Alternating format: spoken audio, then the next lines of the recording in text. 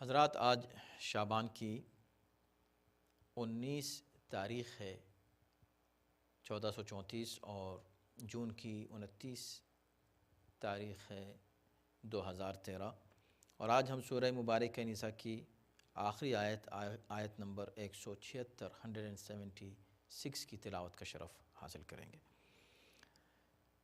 اعوذ باللہ من الشیطان الرجیم، بسم اللہ الرحمن الرحیم، الحمد للہ رب العالمین والصلاة والسلام علی سیدنا و نبینا و مولانا ابی القاسم محمد وآلہ الطیبین الطاہرین المعصومین۔ بسم اللہ الرحمن الرحیم، یستفتونک قل اللہ یفتیکم فی الکلالہ ان امرأ هلك ليس له ولد وله أخت فلها نصف ما ترك وهو يرثها إن لم يكن لها ولد فإن كانت اثنتين فلهما الثلثان مما ترك وإن كانوا إخوة رجالا ونساء فللذكر مثل حظ الأنثيين يبين الله لكم أن تضلوا والله بكل شيء عليم، صدق اللہ العلی العظیم۔ ارشاد ہو رہا ہے کہ ہمارے حبیب، لوگ آپ سے حکم خدا دریافت کرتے ہیں، آپ کہتے ہیں کہ اللہ کلالہ کے بارے میں تمہیں یہ حکم دیتا ہے کہ اگر کوئی شخص مر جائے جس کی اولاد نہ ہو اور صرف ایک بہن ہو تو اس کو بھائی کے ترکے میں سے آدھا حصہ ملے گا، اور اگر بہن مر جائے اور اس کے اولاد نہ ہو تو بھائی اس کے تمام ترکے کا وارث ہوگا، اور اگر مرنے والی کی 2 بہنیں ہوں تو دونوں کو بھائی کے ترکے میں سے 2/3 ملے گا، اور اگر کئی بہن بھائی ہوں تو ہر مرد کو 2 عورتوں کے برابر حصہ ملے گا۔ اگر اللہ تمہیں صاف صاف بتا دیتا ہے تاکہ تم گمراہ نہ ہو جاؤ، اور اللہ ہر شے کا علم رکھتا ہے۔ حضرات، آج سورہ مبارکہ نساء تمام ہو رہا ہے، اور یہ آخری آیت ہے جس پر ہم گفتگو کر رہے ہیں۔ اللہ کا شکر ہے، اس کا احسان کہ اس نے ہم کو توفیق دی اور اتنا موقع دیا کہ ہم اس مبارک سورہ کی تفسیر کو مکمل کر سکیں۔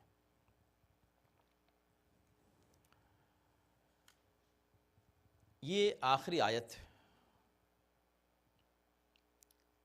ترجمے سے آپ کو اندازہ ہو گیا ہوگا کہ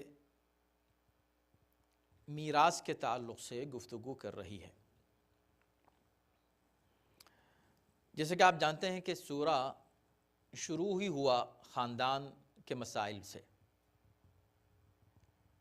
اور ابتدا میں میراث کے تعلق سے کافی تفصیل سے گفتگو ہوئی ہے اسی سورے میں۔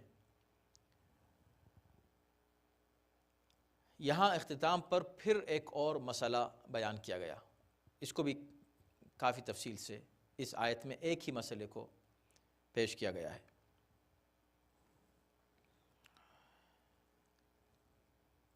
سورہ نساء کی خصوصیت یہ ہے کہ سورہ نساء میں خاندانی امور اور خاندانی مسائل کے تعلق سے گفتگو ہوئی ہے، اور یہ بھی بڑی عجیب بات ہے کہ جس سورے میں خاندان کا ذکر ہوا اور سورے کی پہلی آیت ہی خاندان کی تشکیل کے تعلق سے گفتگو کر رہی تھی، جس میں یہ بیان کیا گیا کہ خلقکم من نفس واحدۃ، یہ پوری دنیا، ان میں جتنے بھی انسان ہیں یہ سب ایک خاندان سے تعلق رکھتے ہیں، اور ان سب کو ہم نے ایک نفس سے خلق کیا، حضرت آدم سے۔ اور وَخَلَقَ مِنْهَا زَوْجَهَا، ان آدم سے اللہ نے ان کی زوجہ کو خلق کیا. منہا، اس پر چونکہ پہلے گفتگو ہو چکی ہے، ہم کو دہرانا نہیں ہے. آخر میں منہا یہ تبعیض ہے یا بیان جنس ہے. انہی سے، ان کے جسم سے، ان کے جز، ان کا جز نکال کے ان کو خلق کیا، جیسے کہتے ہیں کہ پسلی سے. یا یہ کہ من وخلق منہا یعنی اسی جنس کی ایک اور مخلوق اللہ نے خلق کی جسے ان کی زوجہ قرار دیا. تو بیان جنس ہے، یعنی کہ اسی جنس سے اللہ نے ایک اور مخلوق خلق کی. وَبَثَّ مِنْهُمَا رِجَالًا كَثِيرًا وَنِسَاءً، پھر ان سے بہت سے اللہ نے مرد اور عورت پوری دنیا میں پھیلا دیے. تو انہی دونوں سے اللہ نے پوری دنیا میں ایک انسانی اور بشری خاندان بنایا. یہ پوری دنیا ایک ہی خاندان ہے، یہ تمام انسان ایک ہی خاندان کے لوگ ہیں. تو بات جو دلچسپ ہے یہاں پر وہ یہ ہے کہ انسانی اور بشری اس معاشرے کی بات ہو رہی ہے جو اصل میں ایک خاندان ہے، اور اسی سے پھر خاندان پھر بنے، پھر پھیلے، پھر اور پھیلے، اور نسلیں بنیں، اور اس کے بعد قبائل بنے، اور اس کے بعد مختلف رنگ و نسل اور زبان اور علاقے کے لوگ ہر طرف پھیل گئے. مگر خاندان، اس خاندان کے پھیلنے میں بہت بڑا حصہ ماں کا ہے، عورت کا ہے. یعنی اگر عورت نہ ہو تو خاندان بن ہی نہیں سکتا تھا.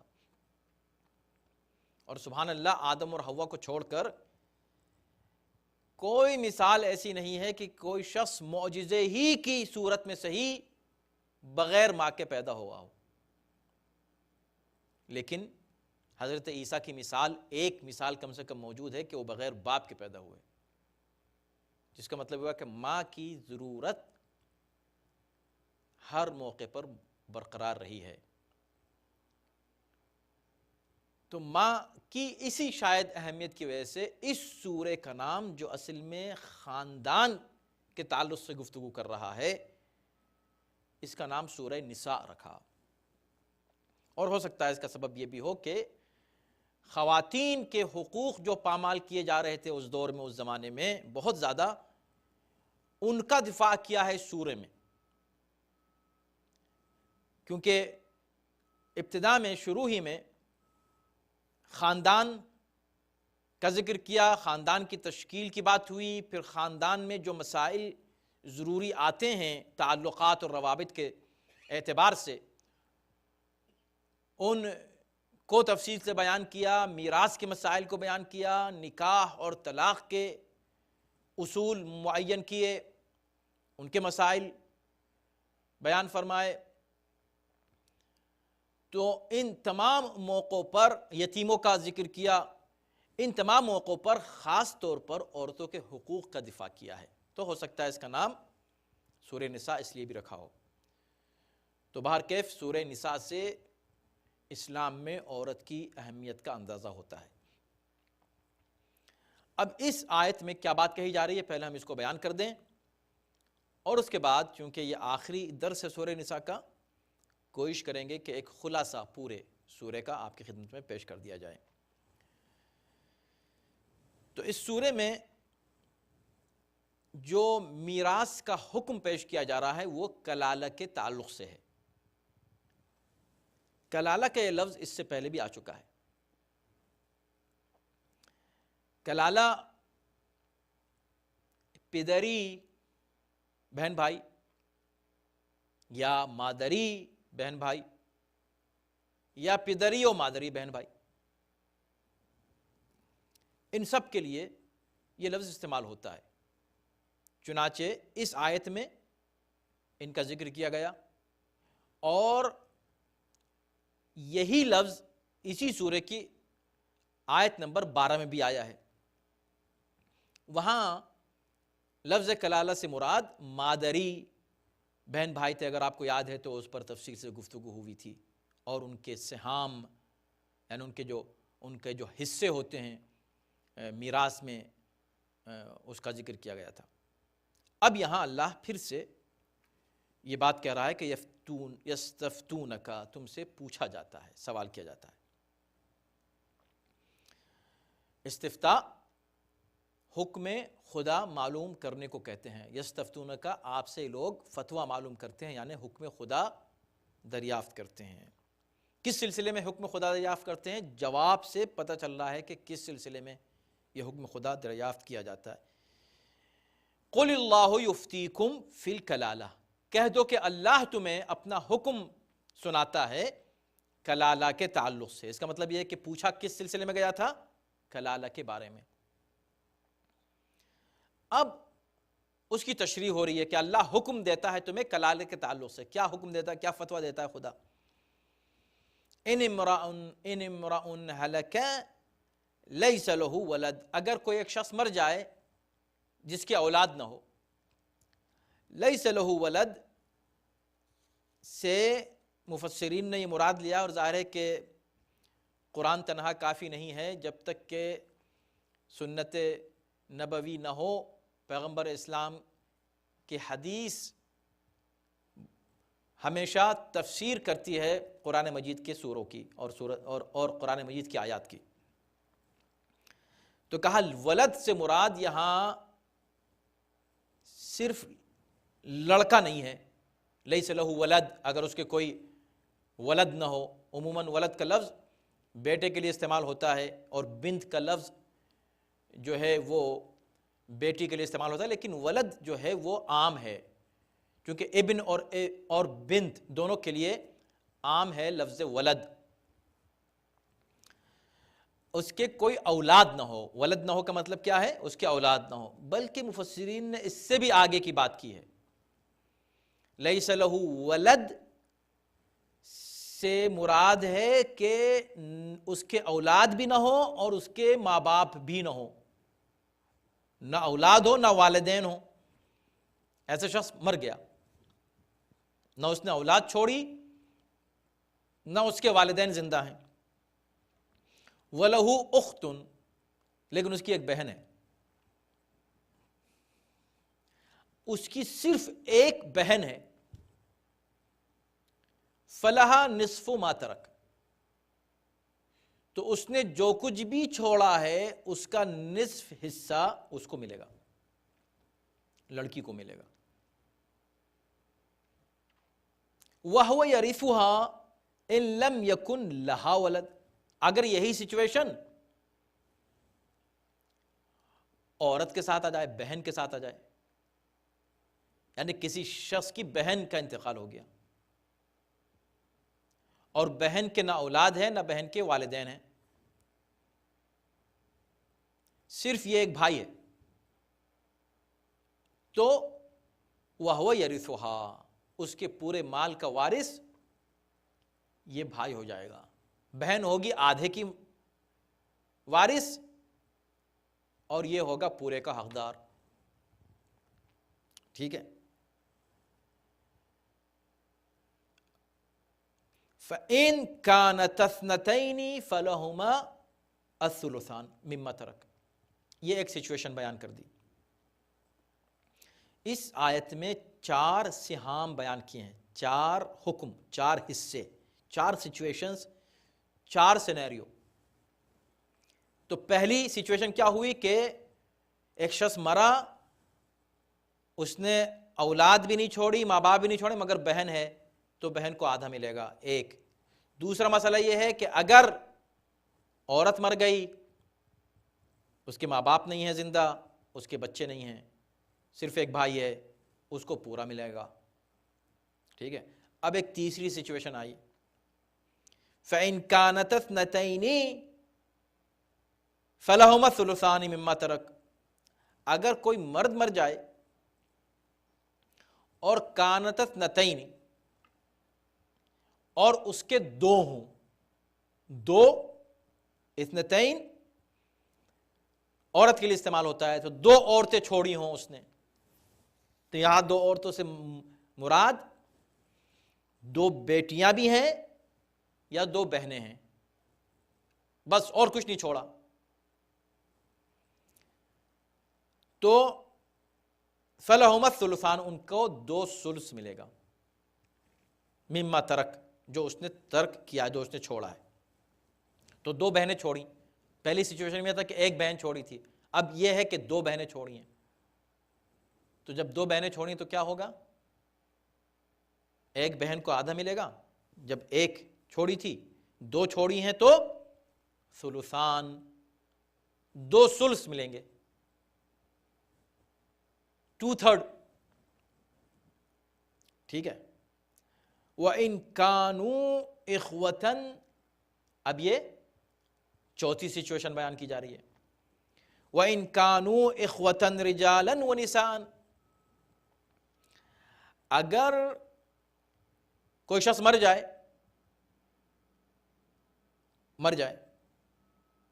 ابھی جو مر جائے اس میں کون مر جائے، مرد یا عورت؟ دونوں میں سے کوئی بھی ہے. یعنی اس میں پھر اگر آپ شقیں نکالیں تو بظاہر 4 شقیں ہیں، لیکن 4 سے زیادہ شقیں بنیں گی. تو اگر کوئی مر جائے اور اس نے بہن بھائی چھوڑے ہوں، بہن بھائی، رجالن و نسان، ظاہر ہے کہ اس لیے کہا کہ اس لیے کہ اخوتن جو ہے وہ عربی میں وہ بہن پہ بھی استعمال ہوتا ہے اور بھائی کے لیے بھی، جمع کے صیغے میں، اخوات یا اخوہ.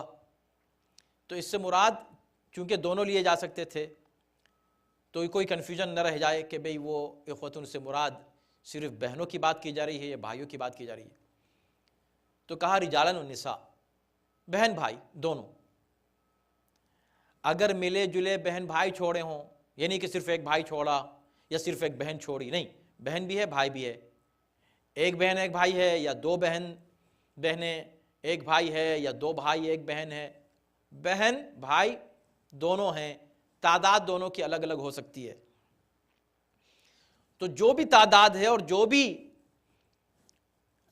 گویا کہ عدد ہیں بھائیوں کا یا بہنوں کا، جو بھی تعداد ہے دونوں کی، کسی بھی صورت میں للذکر مثل حظ الانثیین، یہ آیت کا ٹکڑا پھر دوبارہ دہرایا گیا، اس سے پہلے بھی بیان کیا جا چکا ہے کہ اب اصول یہ ہے کہ مرد کا حصہ 2 عورتوں کی برابر ہوگا، مرد کا حصہ 2 عورتوں کے حصے کی برابر ہوگا. اور اس کو ہم بیان کر چکے ہیں اس سے پہلے کے درس میں،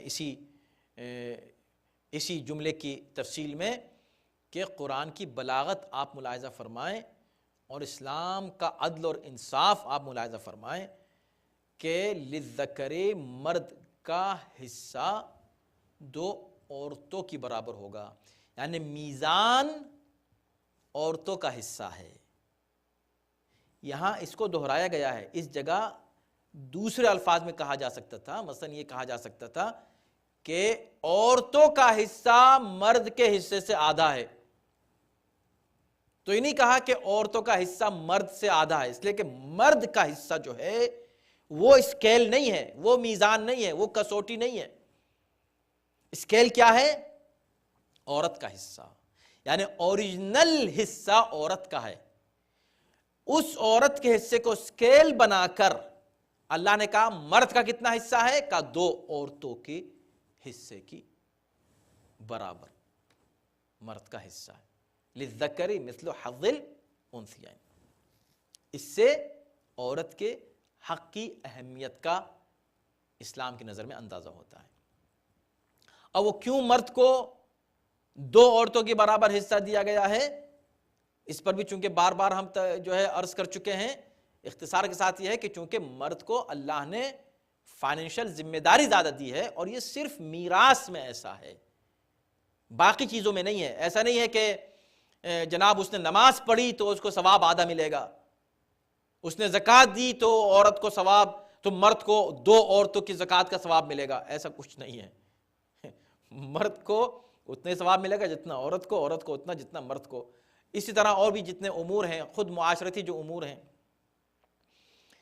میراث کے معاملے میں مرد کا حصہ اس لیے عورت سے زیادہ ہے، اس لیے کہ عورت کو جو میراث دی جا رہی ہے اس میں اس کو کوئی ذمہ داری اس کے ساتھ اٹیچ نہیں کی جا رہی ہے۔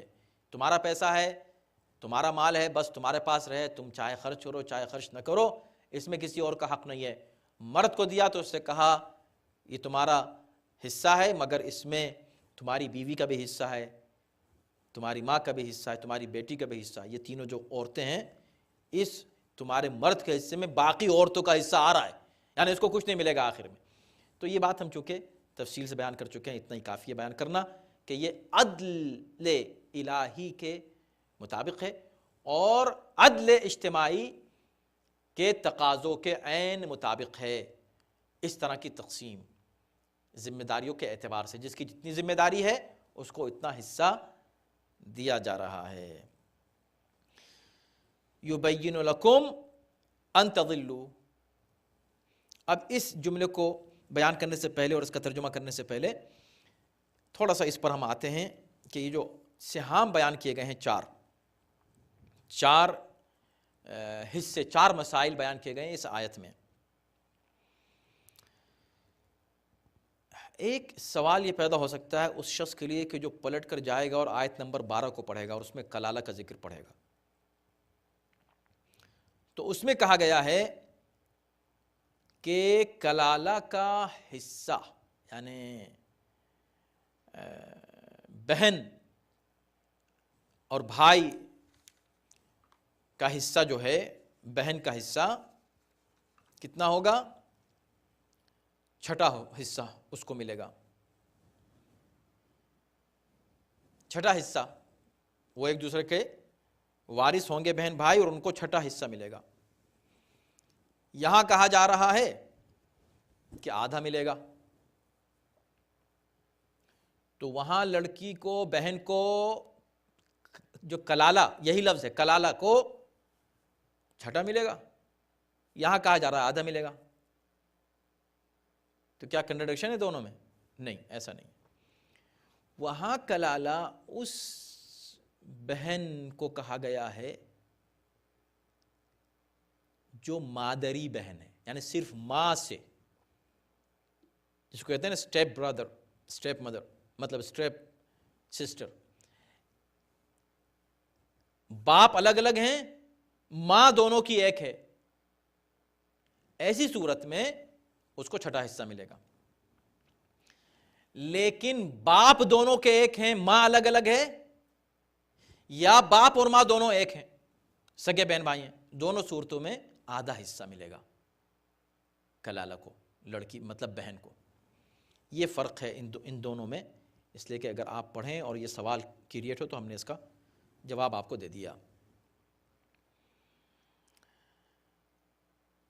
ایک اور چیز ہے یہاں کہ بار بار یہ کہا جا رہا ہے کہ ان لم یکن لہا ولد، اگر اس کے اولاد نہیں ہے، اور ہم نے عرض کیا کہ اس سے مراد یہ بھی ہے کہ اور اس کے والدین بھی نہیں ہیں۔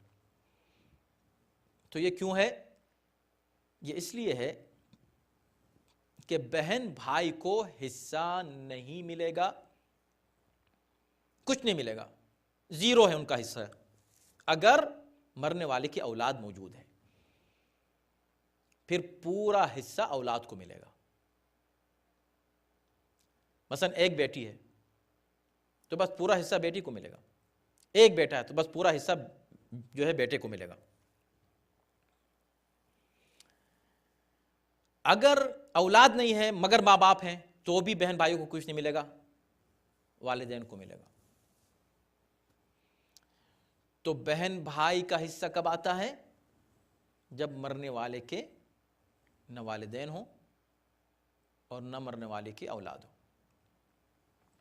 ٹھیک ہے، اب آئیے ایک اور بات کی وضاحت کر دینا یہاں شاید بہتر ہے کہ یہ کہا جا رہا ہے کہ اگر، دیکھیں بہت باریک مسائل ہیں اور بھی باریک ہیں، تفصیل تو آپ کو فقہ کتابوں ملے گی، اور یہ بڑے کمپلیکس مسائل ہیں، اور اس سے پہلے ہم عرض کر چکے ہیں کہ میراث کے مسائل سب سے زیادہ الجھے ہوئے مسائل ہیں کہ اگر اس کو ٹھیک سے ان کا حساب نہیں کیا گیا تو کافی غلطی ہونے کے امکانات ہیں۔ تو کہا یہ جا رہا ہے کہ اگر کوئی شخص مر جائے اور اس کا کوئی نہ ہو، نہ اولاد ہو، نہ والدین ہو، ایک بہن ہے، تو اس کو آدھا ملے گا، یہ کہا جا رہا ہے۔ اب کوئی نہیں ہے اس کا، صرف بہن ہے ایک، اس کو آدھا ملے گا،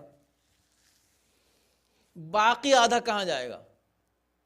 اب یہاں سوال یہ کریٹ ہوا کہ باقی آدھا کہاں گیا؟ اسی طرح دو بہنیں چھوڑیں تو 2/3 ان کو مل گئے، 2/3 1/3 کہاں گیا؟ تو جلدی سے ہم امام محمد باقر علیہ السلام کی ایک حدیث پڑھ دیتے ہیں آپ کے سامنے۔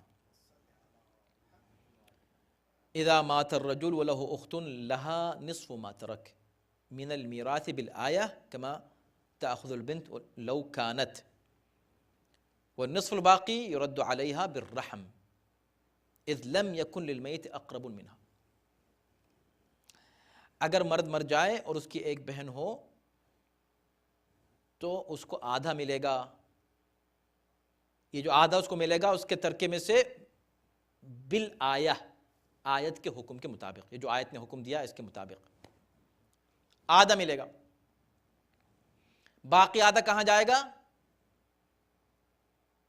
یرد علیہا، اسی کی طرف پلٹا دیا جائے گا، اسی کو ملے گا، اسی بہن کو، اس بہن کو ملے گا۔ کیوں ملے گا؟ بالرحم، اگر کوئی اور نہیں ہے مستحق لینے والا جس کو پہنچے، آپ کو معلوم ہے کہ اس کے طبقات ہیں جس کا ذکر ہم کر چکے ہیں، اس وقت اس طرف جانے کی ضرورت نہیں ہے، آپ تفصیلات مزید دیکھ سکتے ہیں کتابوں میں میراث کی، کہ جب تک 3 طبقے ہیں، پہلا طبقہ اگر موجود ہے دوسرے کو نہیں ملے گا، دوسرا طبقہ موجود ہے تیسرے طبقے کو نہیں ملے گا، تیسرا طبقہ اگر موجود ہے تو کسی اور کو میراث نہیں جائے گی۔ اب یہاں یہ کہا جا رہا ہے کہ اگر آدھا حصہ دینے کے بعد جو باقی آدھا حصہ ہے وہ کہاں جائے گا؟ کہ پھر واپس اسی لڑکی کو مل جائے گا، اسی بہن کو مل جائے گا۔ کس بنا پر مل جائے گا؟ اب پہلے ملا تھا آیت کی بنا پر، حکم آیت ہے یہ کہ اس کو آدھا ملے، اب ملے گا بربنائے رحم، رحم یعنی رشتے کی بنا پر۔ اب اس سے زیادہ کوئی قریبی رشتہ اور کوئی موجود نہیں ہے، زندہ نہیں ہے کوئی شخص جو بہن سے زیادہ قریبی رشتہ رکھتا ہو مرنے والے سے، لہٰذا وہ بھی اس کو مل گیا، یہ بھی اس کو مل گیا، نتیجتاً کل کا کل عورت کو مل گیا۔ یہی کام اس وقت ہوگا جب 2 عورتیں ہیں اور 2 ثلث ہے، تو ان کو 2 ثلث ملا، وہ جو 1 ثلث سے کہاں جائے گا؟ وہ بھی ان کی طرف رحم کے ذریعے سے، وَالثُّلْثُ الْبَاقِي بِالرَّحْمِ، باقی جو ثلث ہے وہ رحم کے ذریعے سے، یعنی رشتہ داری کی بنا پر اور قربت کی بنا پر، قرابت کی وجہ سے اس کو پہنچ جائے گا۔ ظاہر ہے کہ بہت سے مسائل آپ کے ذہن میں آ سکتے ہیں، یہ تفصیلی مسائل ہیں اور اس کا باقاعدہ حساب کتاب ہوتا ہے، تو وہ اس طرف آپ جا سکتے ہیں اور فقہی کتابوں میں اس کی تفصیلات آپ کو مل سکتی ہیں۔ آخر میں کہا جا رہا ہے کہ یبین اللہ لکم ان تضلوا، اللہ اس طرح ان مسائل کو بیان کر رہا ہے کہ تاکہ تم گمراہ نہ ہو۔ کھل کے وضاحت کے ساتھ اللہ ان مسائل کو اس لیے بیان کر رہا ہے کہ ان تضلوا، تاکہ تم گمراہ نہ ہو جاؤ۔ واللہ بکل شیء علیم، اللہ ہر چیز کا جاننے والا ہے۔ بس ہم اس آیت کو یہیں تمام کرتے ہیں اور سورہ یہاں تمام ہوتا ہے اس ایک جملے پر۔ قابل توجہ بات ہے، اس لیے کہ قرآن صرف پڑھنے کے لیے نہیں ہے، سننے کے لیے اور غور کرنے، توجہ کرنے کے لیے۔ ایک مسئلے کو بیان کرنے کے لیے کتنی وضاحت یہاں کی اور کتنی وضاحت آیت نمبر 12 میں، بلکہ اور آیات میں، اس سے پہلے شروع کی آیات میں کی ہے۔ اللہ نے سہام بیان کیے ہیں، کتنی اہمیت دی ہے اس بات کو، اور کتنی تفصیل، کس چیز کو؟ میراث کی تقسیم. تو میراث کی تقسیم کے تعلق سے اتنی باریک باتیں بھی قرآن نے بیان کر دیں، اور یہ کہہ کر کی کہ یبین اللہ لکم، اللہ صاف صاف یہ تمام احکام بیان کر رہا ہے تاکہ تم بھٹکتے نہ پھرو، گمراہ نہ ہو جاؤ، کسی پریشانی میں مبتلا نہ ہو جاؤ. تو کھل کے یہ وضاحت سے بیان کر دیا. اب سوال یہ ہوتا ہے، تمام مسلمانوں سے یہ سوال ہے کہ اللہ نے اتنی تفصیل سے میراث کے مسائل بیان کیے، مگر اس میں کہیں یہ نہیں کہا، کسی جگہ یہ نہیں کہا کہ بھئی یہ کہہ تو رہا ہوں اس میں ایک ایکسیپشن ہے، یہ میراث کے مسائل نبی پر لاگو نہیں ہوتے. کہا نہیں کہا. اس کے برعکس دوسرے مقامات پر انبیاء کی میراث کا ذکر کیا. یرثنی ورث من آل یعقوب، وہ اللہ سے مانگ رہے ہیں ایک ایسا فرزند کہ جو ان کا وارث بن جائے، زکریا کا، اور آل یعقوب کا وارث بن جائے، وارث بن جائے. وہ ورث سلیمان و داود، داود سلیمان کے وارث، کہتے سلیمان داود کے وارث اپنے باپ کے وارث بنے، دونوں جو ہیں وہ نبی تھے. اب یہاں اتنی تفصیل سے وراثت کا ذکر ہے، مگر یہ کہیں ذکر نہیں ہے کہ نبی، کوئی نبی یا خاتم النبیین کا جب انتقال ہو جائے تو ان کی بیٹی کو میراث نہیں ملے گی. اب جو ان کی بیٹی کو میراث سے محروم کرے وہ کون ہو سکتا ہے؟ اس کا قرآن سے کیا تعلق ہو سکتا ہے؟ اچھا قرآن نہیں، اسلام سے اس کا کیا تعلق ہو سکتا ہے؟ یہ جو بار بار میراث اور عورتوں کے حقوق سورہ نساء میں بیان کیے گئے ہیں، یہ بیان ہی اس لیے کیے گئے ہیں کہ اس دور میں عورتوں کو ان کے حقوق نہیں دیے جاتے تھے، اور اسی وجہ سے اس دور کو دور جاہلیت کہا جاتا تھا. تو جو عام عورتوں کے حقوق نہ دے اسے دور جاہلی کا فرد مانا جائے گا. تو جو رسول اللہ کی بیٹی کا حق نہ دے، آپ اس کے لیے کیا الفاظ استعمال کریں گے؟ آپ جانیں، آپ کا کام جانیں. آئیے جلدی سے، چند منٹ رہ گئے ہیں، ہم اس سورے کا خلاصہ جلدی سے یوں پیش کریں کہ قرآن کے اس سورے میں، سورہ نساء میں ابتدا ہوئی یا ایھا الناس، تمام انسانوں کو خطاب کر کے، اس لیے کہ خاندان کا تعلق تمام انسانوں سے تھا. اس کے بعد خلقت انسانی کا آغاز کیسے ہوا اس کا ذکر کیا. اس کے بعد یتیموں کے احکام اور ان کے حقوق بیان کیے. پھر نکاح کے مسائل، اس کے بعد میراث کے مسائل، اور چند آیات میں، تقریباً 10 آیتوں میں میراث کے مسائل بیان کرنے کے بعد،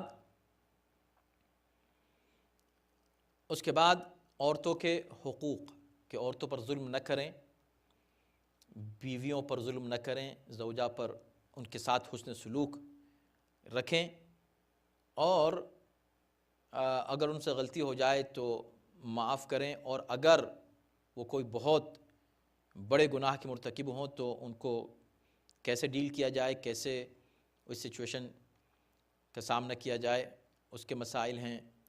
توبہ کے مسائل ہیں. صلح دونوں کے درمیان کرنے کا حکم ہے. اور پھر نکاح اور طلاق دونوں کے مسائل کے کیسے، کیا اصول ہیں اس کے، وہ بیان کیے گئے.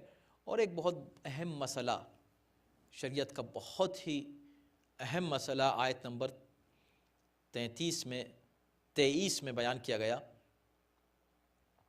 جس میں اسٹارٹ حرمت علیکم، تمہارے لیے حرام ہے تمہاری مائیں، اور اس کے بعد پھر ایک فہرست بیان کی ہے ان خواتین کی کہ جو محرم ہیں یعنی جن سے نکاح جائز نہیں ہے.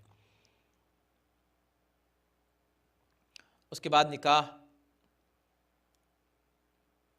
کے احکام پھر بیان کیے گئے ہیں، اور پھر ظاہر ہے کہ گناہ کبیرہ سے بچنے کا حکم دیا ہے، توبہ کا تذکرہ ہے، یہ تمام، اور الرجال قوامون علی النساء، جس پر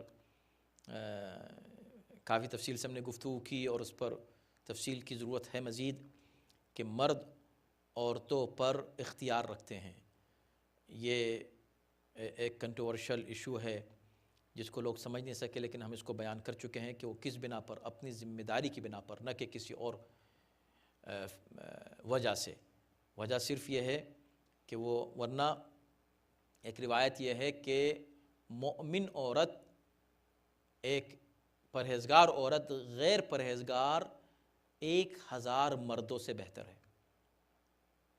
تو یہ جو کہیں پر مرد کی برتری کا اظہار قرآن میں ہو رہا ہے، وہ خاندان کے اور معاشرے کے درمیان زندگی گزارتے ہوئے جو ذمہ داریاں ایک دوسرے کی ہیں، اس کی بنیاد پر ہے، زیادہ ذمہ داری ہے، نہ کہ زیادہ حق ہے۔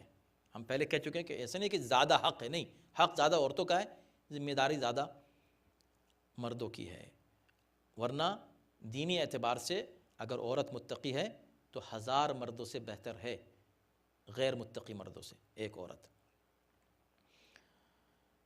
اس کے بعد اگر دونوں میں اگر مرد اور عورت میں اختلاف ہو جائے تو اس میں مصالحت کیسی کی جائے، بہت ہی حسین پیرائے میں قرآن نے اس کا تذکرہ کیا ہے۔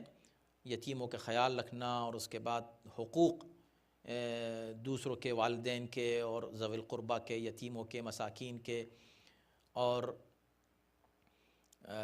ہمسایوں کے وغیرہ وغیرہ، اور اس کے بعد پھر بخل کی مذمت کی ہے، اور انفاق فی سبیل اللہ کی تعریف، اور نماز کی عظمت کا تذکرہ، یہ سب اس سورہ میں ہے۔ آپ پھر سورہ کو انشاءاللہ جب آج تمام ہوا ہے تو ایک نظر پوری پھر سے دیکھیں، تاکہ وہ تمام مفاہیم جو ہے تازہ ہو جائیں آپ کے ذہن میں جو ہم لوگ پڑھ چکے ہیں۔ اس کے بعد پھر اہل کتاب کا ذکر آتا ہے، اور یہ سلسلہ چلتا ہے، اور اطاعت خدا و اطاعت رسول اور اطاعت اولی الامر کا حکم دیا جاتا ہے، جو بنیادی مسئلہ ہے شریعت کا۔ منافقین کی مذمت آتی ہے، اور یہ کہا جاتا ہے کہ اگر وہ پیغمبر کے پاس آ جائیں اور پیغمبر ان کے لیے استغفار کریں تو اللہ ان کو بخش سکتا ہے۔ اس کے بعد قتال فی سبیل اللہ کے اصول بیان کیے جاتے ہیں، اور پھر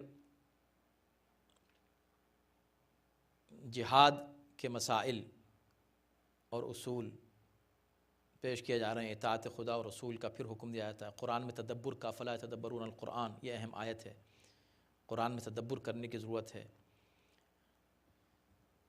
اور سلام اگر کوئی کرے تو اس کو کس طرح آپ جواب دیں، اتنے چھوٹے چھوٹے مسائل کو بھی تفصیل سے قرآن نے کئی جگہ بیان کیا ہے۔ اس کے بعد فتنے کو ختم کرنے کے لیے جہاد کیا جاتا ہے، امن و امان زمین پر قائم کرنے کے لیے اس کا ذکر ہے، اور یہ واضح تذکرہ ہے کہ جو کسی ایک مومن کو قتل کرے اس کا کیا گناہ ہے، اور اگر بھولے سے قتل کر دے تو اس کا کیا گناہ، اس کی کیا سزا ہے، اور یہ ہے کہ جو شخص اس دنیا میں، یعنی فرشتے کیسے کسی شخص کی جان قبض کرتے ہیں اس کا تذکرہ ہے۔ ہجرت کی اہمیت بیان کی گئی ہے۔ نماز خوف کا طریقہ بیان کیا گیا ہے، اور اس کے بعد پھر تذکرہ آتا ہے جہاد کا اور عمل خیر کا، اور نجوہ، آئے نجوہ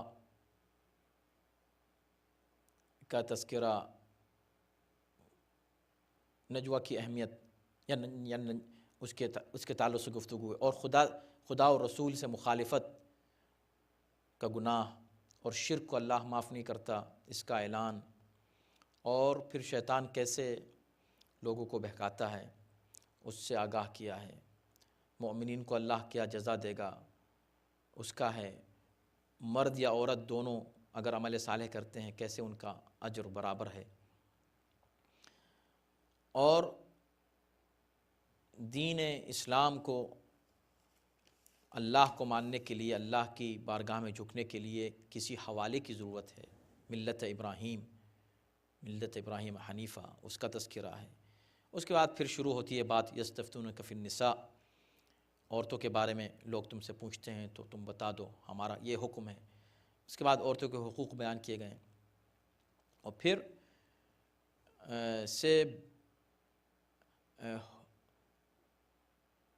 اہل کتاب کا ذکر ہے، اور شریعت کا حکم گواہی کے تعلق سے کہ کس انداز سے واجب ہے کہ انسان اللہ کے لیے عدل و انصاف کے ساتھ گواہ بن جائے، اور اگر کہیں پر اللہ کی آیتوں کا مذاق اڑایا جا رہا ہے تو وہاں بیٹھنا جائز نہیں ہے، حرام ہے، وہاں سے فوراً انسان واک آؤٹ کر جائے، اٹھ کے چلا جائے۔ منافقین کا اب ذکر شروع ہوتا ہے، ان کی مذمت اور ان کی منافقین کی قسمیں، اور اس کے بعد یہ حکم ہے کہ اللہ والذین کہ اگر منافق جو درک اسفل، آخری درکے میں ہوں گے، جہنم کے آخری طبقے میں، یہ بات بیان کی گئی ہے۔ اللہ جو ہے وہ کسی کے بارے میں برائی علی الاعلان برداشت نہیں کرتا، علاوہ اگر مظلوم کرے صرف، اس بات کی تفصیلات بیان کی گئی ہیں۔ اس کے بعد پھر اہل کتاب کا ذکر آتا ہے، اور یہ آتا ہے ذکر کہ کس انداز سے ان کو اللہ نعمتیں دیتا رہا اور انہوں نے کیسے جرائم کیے، وہ تذکرہ کافی تفصیل کے ساتھ کیا گیا۔ اس کے بعد پھر پیغمبر اسلام کی تعریف، اور جو ان کو تسلیم کرے ان کا تذکرہ، یہ سارے ذکر تفصیل سے بہت ہی دلچسپ طریقے سے قرآن نے پیش کیے۔ پھر جناب عیسیٰ کا ذکر آیا، آخری آیات میں حضرت عیسیٰ کا تذکرہ آیا کہ ان کو پھانسی نہیں دی گئی، ان کو سولی نہیں دی گئی، اور عبادت کا، اور اس کے بعد پھر یہ آخری آیت ہے جو ہم نے گزشتہ آیتوں میں پڑھی تھی، اور آج کی آخری آیت پھر دوبارہ میراث کے تعلق سے ہوتی ہے۔ تو یہ پورا سورہ مختلف موضوعات، بڑے دلچسپ موضوعات کو کور کیا ہے اس سورے نے، اور ہم لوگ کو بھی تقریباً 2 سال شاید لگے ہیں اس سورے کو تمام کرنے میں۔ پروردگار عالم انشاءاللہ قبول فرمائے اس عبادت کو، اور ہمیں ہمت دے، سب کو وقت دے، عمر دے، طاقت دے، قوت، اور انشاءاللہ عافیت اور صحت کے ساتھ ہمیں موقع دے کہ قرآن مجید کی پوری تفسیر کو ہم انشاءاللہ بیان کر سکیں، اور آپ حضرات اس کو سماعت فرما سکیں، اور اللہ انشاءاللہ اہل بیت کے صدقے میں اور امام زمانہ کی ولادت کا یہ مہینہ تھا، اور گزشتہ ہفتے یہ جشن منایا ہم نے، اللہ ہمیں امام کے صدقے میں اتنا موقع دے کہ اس تفسیر کو انشاءاللہ کتابی شکل میں بھی لا سکیں۔ خداوند عالم آپ حضرات کو اجر جزیل کرامت فرمائے۔ انشاءاللہ اگلے ہفتے پھر سورہ مائدہ کا آغاز ہوگا۔ صلوات بر محمد وعلی اللہم صلی علی محمد وعلی